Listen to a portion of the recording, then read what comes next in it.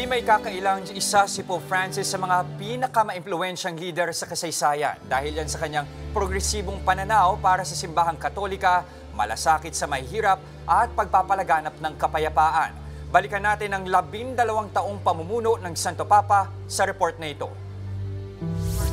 March 13, 2013, nagsimula ang pamumuno ni Pope Francis.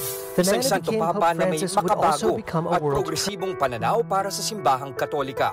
Kilala rin siya sa kanyang malasakit sa mahihirap at pagpapalaganap ng kapayapaan, kaya minahal siya ng maraming Katoliko sa iba't ibang panig ng mundo. Isa sa mga pangunahing layunin ni Pope Francis ang pagtulong sa mahihirap at naaapi.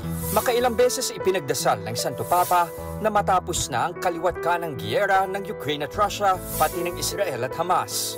Nakipagkita rin siya sa mga world leader at nanawagan ng kapayapaan, katarungan at karapatan ng mga migrante. Sa kanya ring pamumuno, pinaigting ni Pope Francis ang dialogo sa iba pang relihiyon. Isinulong ng Santo Papa ang pagtutulungan at respeto sa bawat isa sa kabila ng magkakaibang paniniwala.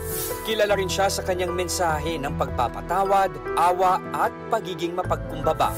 Bagamat pinagtitibay ang tradisyonal na doktrina ng simbahan, progresibo ang kanyang pananaw pagdating sa kontrobersyal na issue ng divorce. Ayon kay Pope Francis, kung minsan morally necessary o kailangan maghiwalay na mag-asawa para protektahan ang kanilang mga anak. Hinangaan din ng marami ang kanyang naging pahayag tungkol sa LGBTQIA+ community.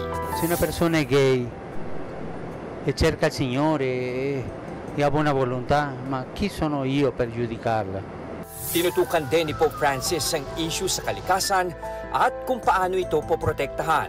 Para sa kanya, isa ring moral issue ang climate change na dapat bigyang pansin ng simbahan. Patunay ito na sa higit isang dekadang pamumuno ni Pope Francis, isa siya sa mga naging pinakamaimpluwensyang leader sa kasaysayan.